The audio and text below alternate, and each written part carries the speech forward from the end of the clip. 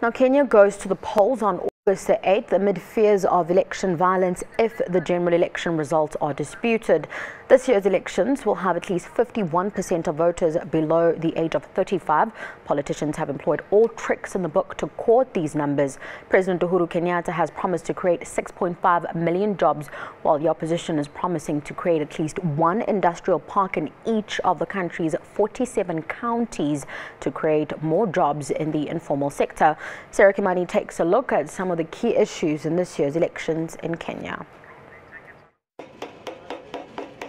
In Nairobi's Kamukunji area, metalwork artisans are hard at work, beating metal into shape and hoping to get the best bargain for the finished product.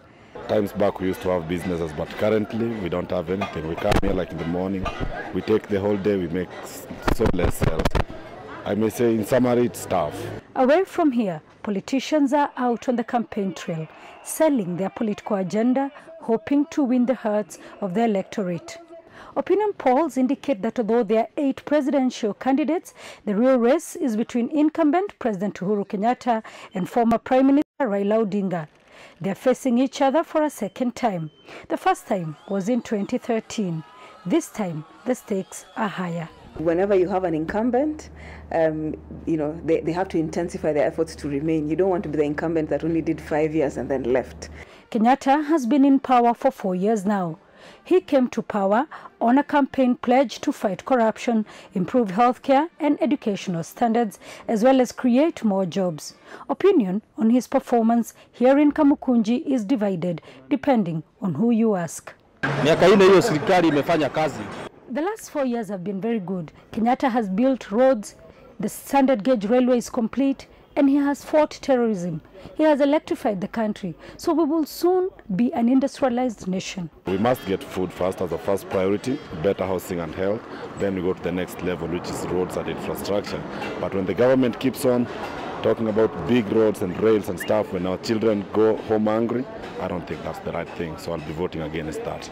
As another election beckons, both sides of the political divide have fresh election promises.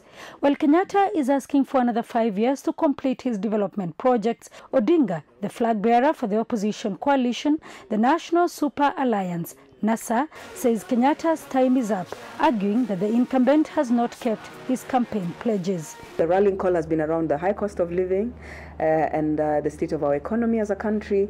We've seen people being rallied, of course, around the ethnic blocks, which never changes. So we're doing our numbers. Even when you see the different groups doing their numbers around their supporters, it is along ethnic lines. The issue of ethnicity has divided the country right down the middle. The numbers from opinion polls tell it all. Kenyatta is ahead with 47% of the vote and Odinga at 42%. At least 3% of the registered voters do not plan to vote, while another 8% are undecided. Here lies the issue of the young voters.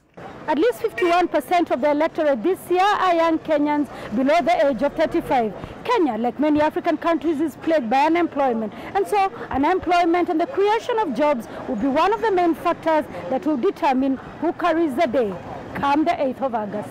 With both sides not having satisfied the youthful voter, many young people are now seeking elective posts in the counties. Under Kenya's 2010 constitution, power has been devolved to the 47 counties.